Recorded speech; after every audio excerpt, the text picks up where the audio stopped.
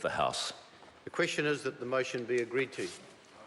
Yeah. I call Adrian Rudrahui. Tēnā koe te māngai o te whare o te rā ko te mea tuatahi tū tautoko ana hau te karakia ka tukana atu e te honore mema te ururu o Flevo i tēnei ata. Nō reira e te minita tēnei ahau tuku mihi atu ki a koe e roto i te kroriatanga o i hoa ngā mano matua tama wairua tapu ngā herapono te maanga he tautoko mai, ai nei, ake nei, ai. O tino tēnei ahau e tuku mihi atu ki a te Atiawa i tēnei wā. Ki ngā hapu katoa o te Atiawa, o tino ngā uri katoa o awa nui ārangi, te maiti o tamarau, te heketanga rangi, raua ko rongo ueroa. Nō reira ki a koutou manu kōrehi, Ngāti Rāhira, Ngāti Tāhuri Kura, Ngāti Tūpari Kino, Ngāti Te Huti, o tā raua, poke rangiora me poke tapu anō hoki, te Atiawa nui tonu tēnei ahu tuku mihi atu ki a koutou, nau mai, haere mai, waka tau mai ki te are pāre mata nei. E tuku mihi hoki ahau ki te minita mō tōna kōrero mai ki te hare tēnei ata. Ngā kōrero whaka marama atu e pāniki e te heo ngā take kei roto e te pere nei. Nō reira tika ana ki a tuku atu te mihi ki te tōna kōrero. So I want to go straight into the some specific issues within the Te Atiawa Claim Settlement Bill. And I want to first of all just take a couple of quotes from the bill itself around the acknowledgement and the apology. Within the settlement bill, the Crown acknowledges that it unfairly treated Te Atiawa as being in rebellion, and the confiscation of 1865 were indiscriminate in extent and application and had a devastating effect on the welfare, economy, culture and social development of Te Atiawa. It goes on in the apology to say the Crown is sorry for the immense prejudice it caused by confiscating the lands of Te Atiawa. The raupatu was indiscriminate, unjust and unconscionable. The Crown deeply regrets the damage this caused to the economy and society of Te Atiawa. It's important, sir, that we remember that in the context of the overall bill. Last night I spoke on the New Plymouth District Council Waitara Lands Bill in its first reading. One of the things that I spoke about too was the Waitara lands, and I want to restate what I said in relation to that bill today here on this bill, sir. It's important that we acknowledge that this process of settlement is one that is flawed. It doesn't deliver everything that iwi would want it to deliver. It does not, it doesn't even pretend to do that. It is a negotiated settlement. It is not compensation. It is redress. And it's incumbent upon each and every settlement group, each and every iwi that goes through this process, that it fully understands what the process can deliver and what it cannot deliver.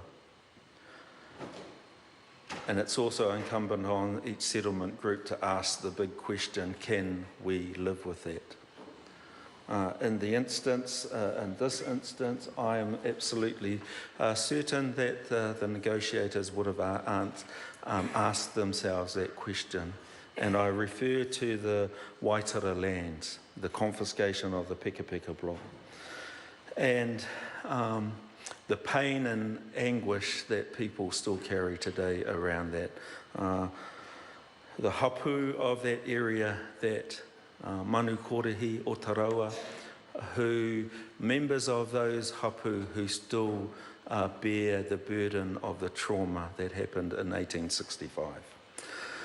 It's important also to note that the negotiators came up with an agreement with the Crown and signed that deed of settlement. The deed of settlement, which is a binding document. The deed of settlement that outlines how Te Atiawa, on behalf of all of its hapu, want to move forward. The clause within the bill, which is basically a voluntary clause around the ability for Te Atiawa to purchase the endowment lands at Waitara. That is a voluntary clause that is in the bill that gives the opportunity for Te Atiawa to purchase the land from the District Council. The bill that was introduced and read a first time last night, effectively, as the Minister acknowledged, will remove that. And within the bill, the recommendation from the Māori Affairs Select Committee was that there be an automatic repeal of that clause based on its, the bill that was read a first time last night basically makes those clauses redundant. So I think it's important that that's in the mix in this discussion. I think that it's really important that taking in context the acknowledgement, the apology, that we don't add another layer of breach upon this current bill. That's a big question. And my challenge to all of the participating interests within this bill and the bill that was read a first time last night, it's absolutely critically important that your compelling evidence is presented to the Māori Affairs Select Committee for it to be considered. I know that there are many people who are hurting about one or both of these bills. This is a process which needs to be inclusive. It needs to ensure that everyone, as much as possible, is on board with the settlement. The settlement needs to be enduring. It needs to last beyond several generations so that each generation that comes into the future, because the reason why you would accept a redress which is considerably less than the total value of the loss, you would do it for the future generations. So it's very important for this House to be confident that this settlement will endure, and to have a bill read a first time, which the entire Parliament agreed to. And I think the important thing there is that it agreed to it so that everyone could have their say. From what I can tell from what everyone has said in this House about that bill is that beyond Select Committee, there are no deals on this particular legislation. I think it should be noted that everyone should be clear about the process before us. So I do want to, there are a number of other issues that I do want to discuss. I know that the committee stage is coming and there are a couple of areas that I do want to speak about, particularly on the right of first refusals and other matters.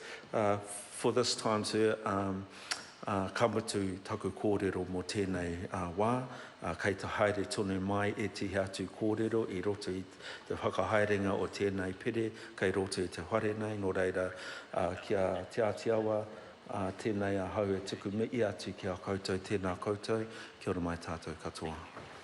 Kia ora.